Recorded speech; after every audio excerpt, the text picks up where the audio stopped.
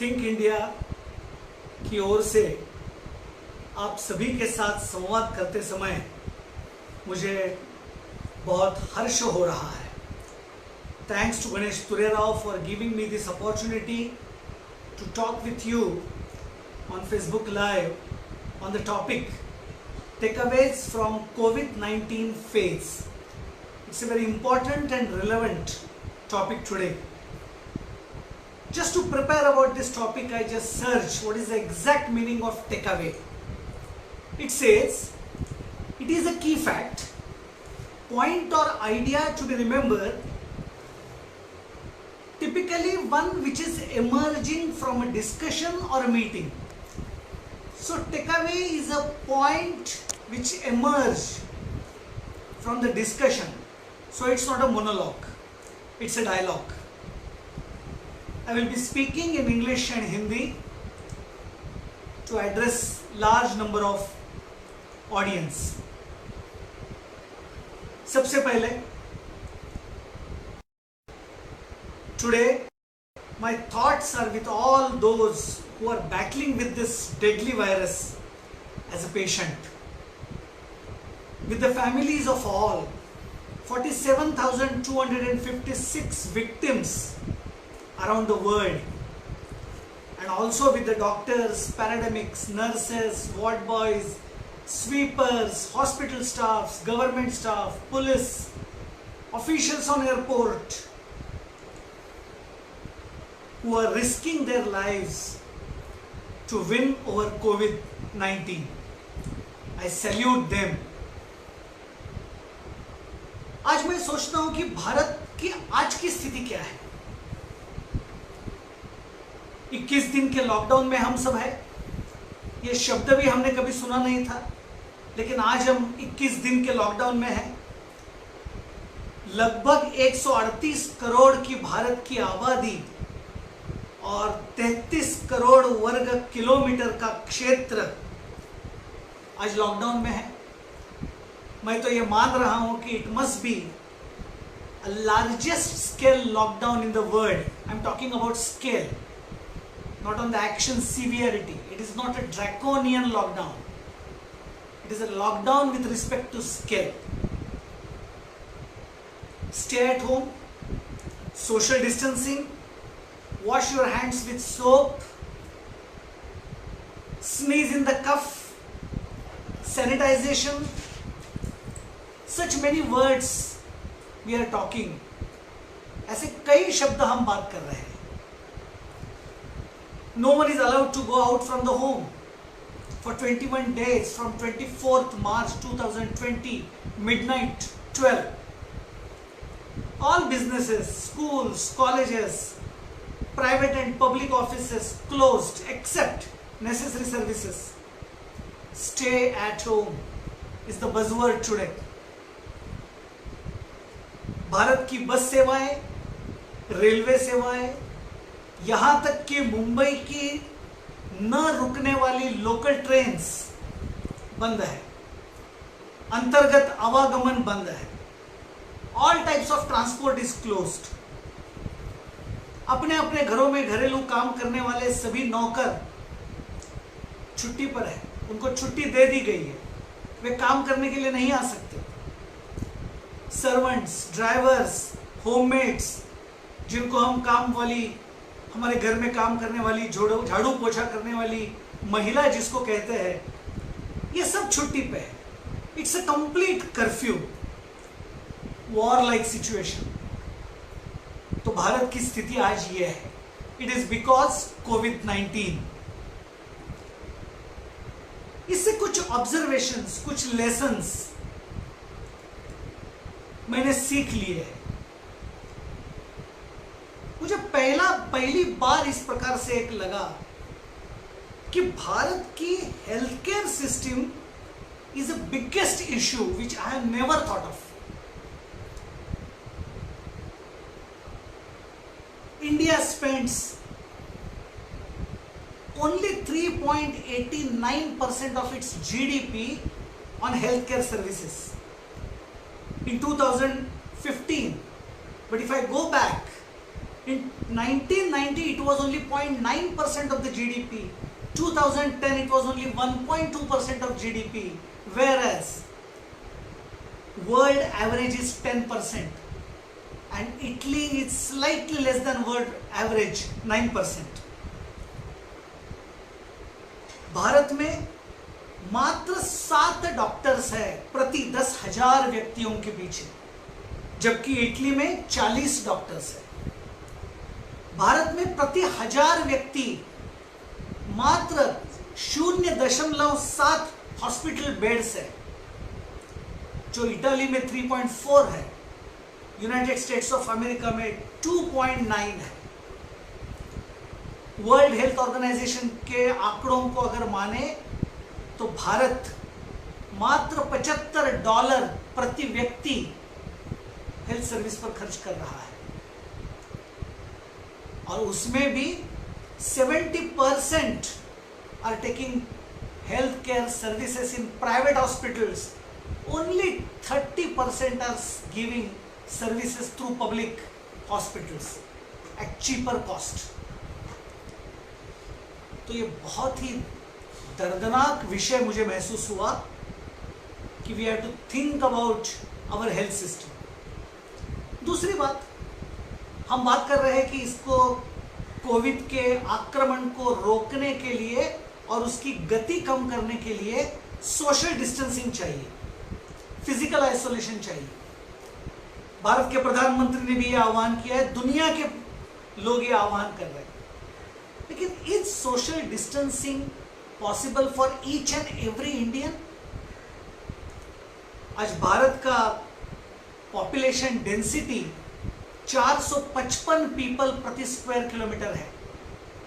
प्रति 1 kilometre square क्षेत्र में 455 नागरिक रहते हैं, जबकि चाइना में यही 148 पीपल पर किलोमीटर स्क्वायर है। और what is the world average? World average is just 60 people पर स्क्वायर किलोमीटर। इसलिए दुनिया में, यूरोपियन कंट्रीज में, यूनाइटेड स्टेट्स ऑफ अमेरिका में, इवन चाइना में सोशल डिस्टेंसिंग संभव है, because their population density is very very less. Bharat में 455 लोग रह रहे हैं, कल्पना करिए कैसे होगा सोशल डिस्टेंसिंग। मैं तो मानता हूं इस भारत के आबादी में भी 2 हिस्से हैं। Social distancing is perhaps possible only for middle and upper middle class, no doubt rich people can afford. लेकिन व्हाट अबाउट स्लम ड्वेलर्स, जो आज झुग्गी झोपड़ी में रह रहे हैं? ऐसे 6 करोड़ नागरिक, लगभग 6 करोड़ 55 लाख भारत के नागरिक आज मात्र 1 करोड़ 40 लाख हाउस होल्ड में रह रहे हैं। इसका मतलब हम जान रहे हैं, एक हाउस होल्ड में एवरेज 6% झुग्गी झोपड़ी में रह रहे हैं। और वो हाउस होल्ड कैसे होंगे? Do you expect they will be 2 BHK, 3 BHK, 5 BHK households? No, they are not.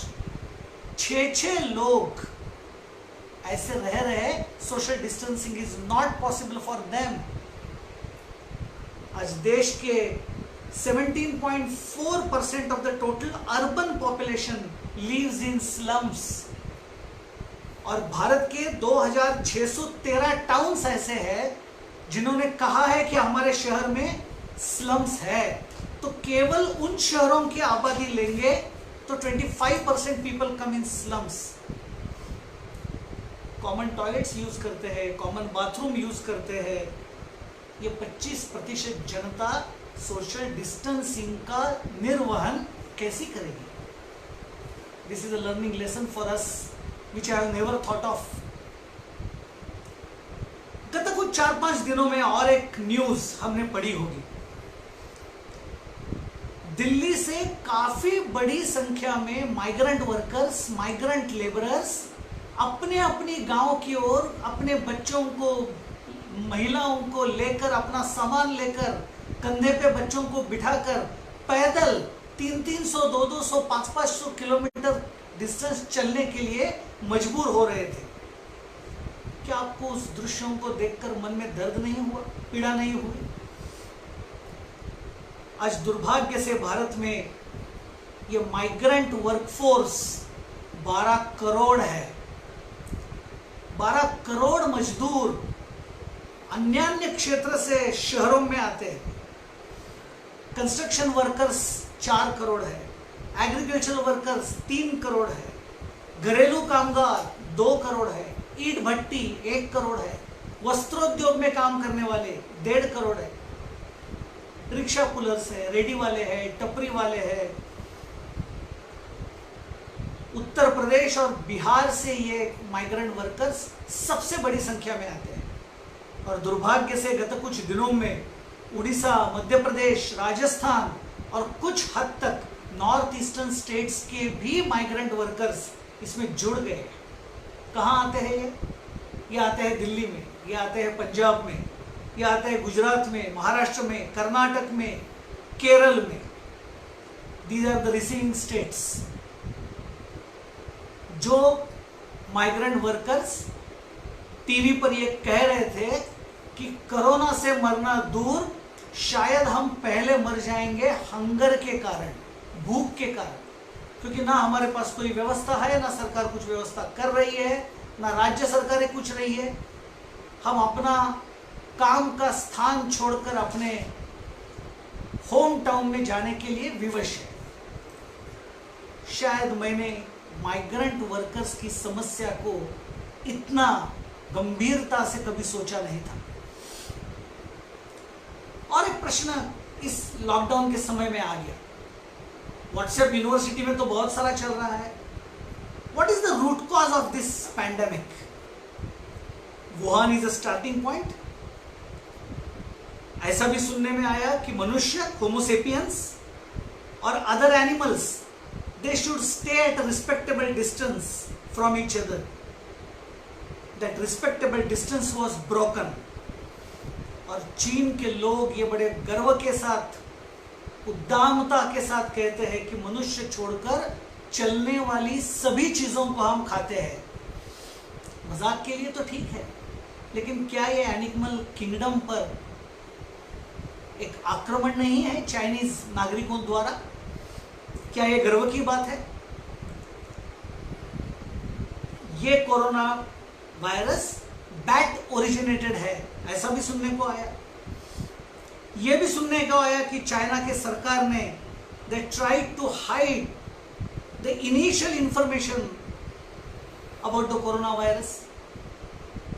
They kept world health organisation also in dark. लोग तो यहां तक बोलने लगे हैं कि people have already started suspecting China about deliberately developing this virus in the laboratory for biological war. American president has openly called this as a Chinese virus. चीन के प्रति जबरदस्त गुस्सा इस कारण लोगों के मन में है। यह भी एक लेसन मिला। इस लॉकडाउन में एक बात ध्यान में आ गई कि किस किस ने हमको मदद की। इस लॉकडाउन के समय में कौन हमारे उपयोगी सिद्ध हुआ? All malls were closed, hotels, restaurants were closed, online purchasing almost closed. लेकिन छोटे दुकानदार, मंजिले दुकानदार, मेरे गली में जो किराना का दुकानदार है वो खुला था। मेरे गली के मुंह पर हाथ में ठेला में सब्जी लेकर आने वाला सब्जी वाला मुझे उपयोगी सिद्ध हुआ। मेरे ही शहर में रहने वाला और गाय का और भैंस का दूध लेकर रोज मेरे घर पर डिलीवरी करने वाला दूध वाला मेरे उपयोग का आ गया। फल बेचने वाला मुझे उपयोग का आ गया। शायद 30 वर्ष पूर्व की रचना, सिस्टम्स आज मुझे काम में आई इस लॉकडाउन के दौरान। No departmental store, no Big Bazaar, no malls मेरे रोजमर्रा के जीवन के हेतु उपयोग में आए। मैंने और भी एक नोट किया। I am engineering graduate and I am engineering professional. लेकिन आज इस दुर्धर परिस्थिति में मेडिकल प्रोफेशन के लोग बिल्कुल सामने होकर they are fighting from the front. इस कोरोना वायरस से वो लड़ रहे हैं। अपने जी जान के जोखिम में डालकर रह रहे हैं, चाहे फिर वो डॉक्टर्स हो, नर्सेस हो, पैरामेडिकल प्रोफेशनल्स हो, फार्मासिस्ट हो, मेडिकल शॉप्स हो, पैथोलॉजिकल लैब्स हो, प्राइवेट एंड पब्लिक हॉस्पिटल्स हो, उनके साथ साथ sweepers, ward boys, fire brigade, government workers, electricity, water, sanitation system, इन सबको इंटैक्ट रखने के लिए काम करने वाले हजारों गवर्नमेंट वर्कर्स, ये मेरे लिए दिन रात काम कर रहे थे। कभी कभी हमारे मन में गवर्नमेंट सर्विसेज के बारे में एक गलत धारणा होती है। We normally respect private jobs, private company jobs, and we consider the government jobs as subordinate job, second grade jobs. लेकिन वही लोग थे जो दिन रात आज मेहनत करते हुए मुझे दिखाई दिए। What is the ultimate solution for Covid? कई लोगों ने कहा है कि ये सब डिस्टेंसिंग वगैरह सब ठीक है, ultimate solution is your immunity. आपके शरीर की रोग प्रतिकारक क्षमता कितनी है, यह अंतिमता मैटर करता है। तो अगर ऐसा है तो क्या कभी मेरे पिताजी ने बताए हुए yoga, pranayama, breathing techniques, ancient Indian methodologies, meditation, relaxation, asana, pranayama, यही शायद मेरी इम्यूनिटी बढ़ाने के लिए काम में आएंगे? जो बेसिक हाइजीनिक प्रिंसिपल्स हमारे लोग बताते थे क्लीनलीनेस के, वो हमारे काम में आएंगे। We are perhaps facing biggest crisis of our generation, and perhaps this crisis must be a biggest of last 100 years also. I'm sure this storm will pass, but the choices we will make now could change our lives for the years to come.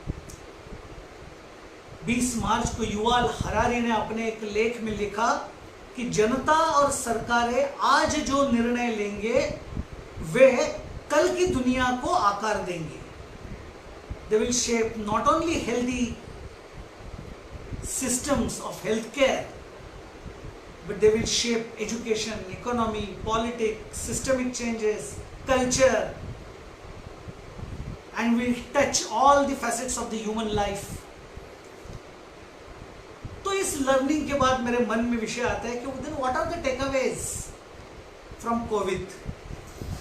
The first takeaway, when the lockdown will be lifted and college will start, there may be number of issues faced by the students about examination, admission, starting of new session, practical, completion of syllabus. How we are going to plan this? Indian higher education system is huge in number. More than 40,000 institutes, 1,000 universities has to cope up with this loss. Bringing normalcy in the education system will be the biggest challenge after COVID-19. It's a huge task for policymakers, education administrators like HODs, principals, vice chancellors, union HRD minister and all. While bringing this normalcy, we should sensibly ask students their viewpoint. We invite their participation, their opinion, they're important. As a collective family of students and non-teaching faculty, non-teaching staff and faculty and education administrator, we should come out with the solutions after COVID-19 is subsided.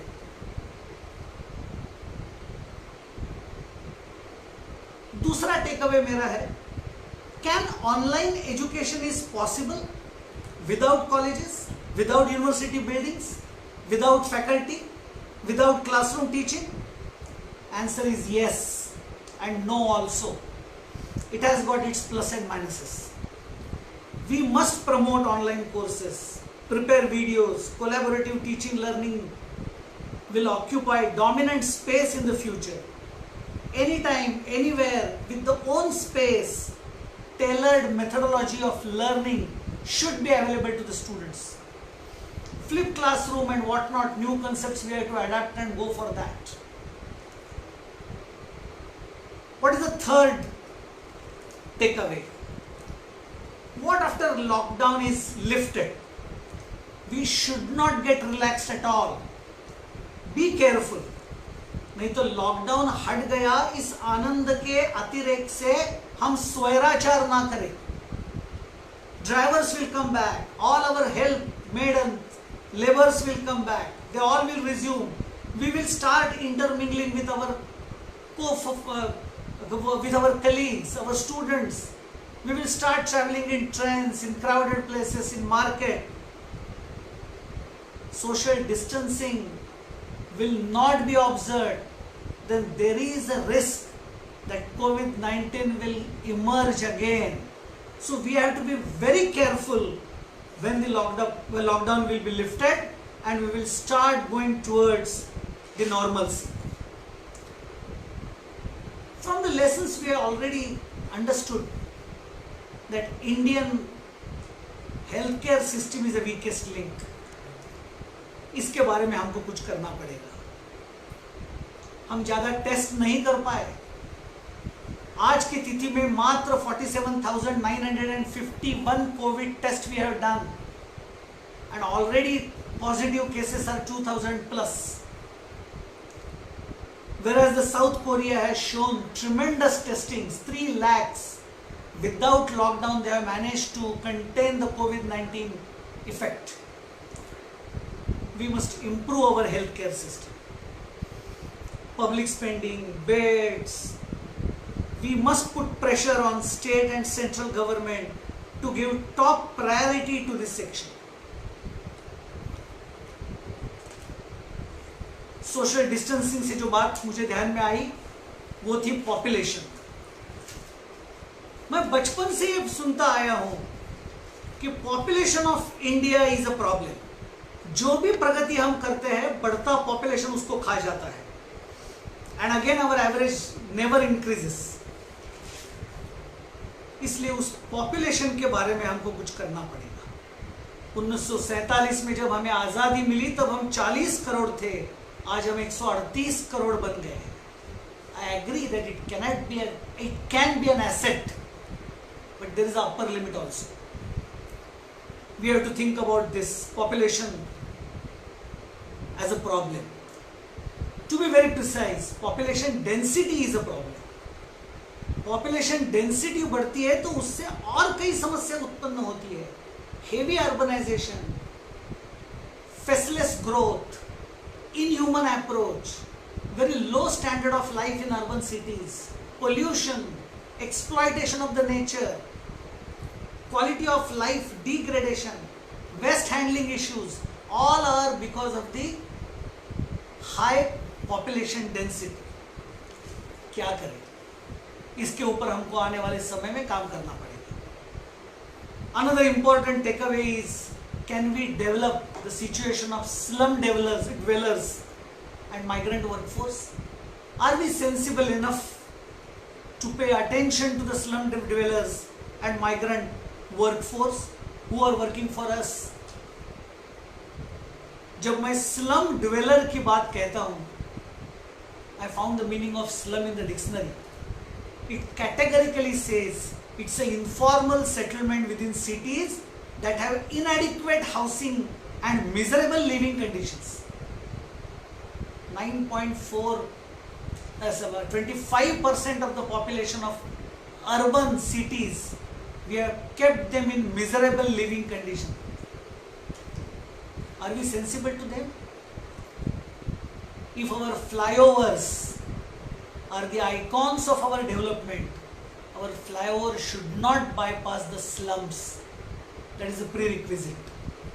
So can we be sensible to slum dwellers and migrant workforce? That is another important issue.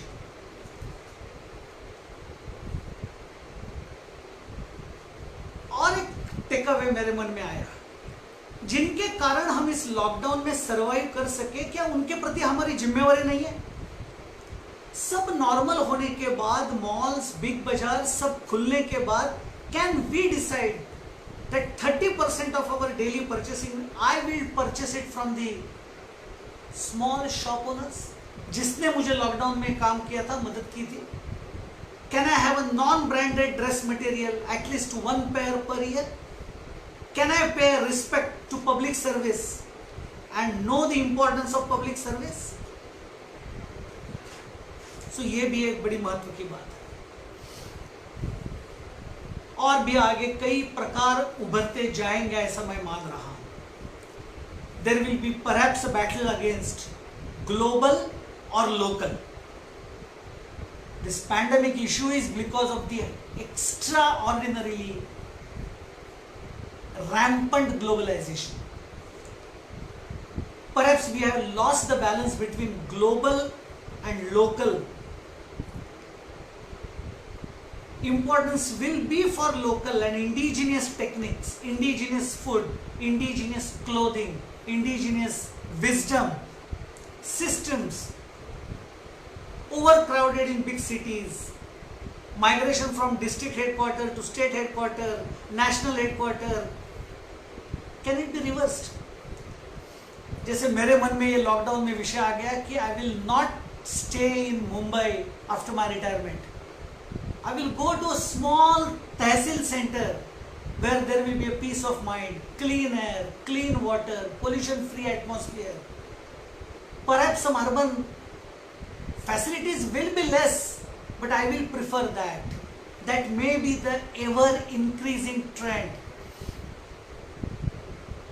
It will be a trend towards local, not global.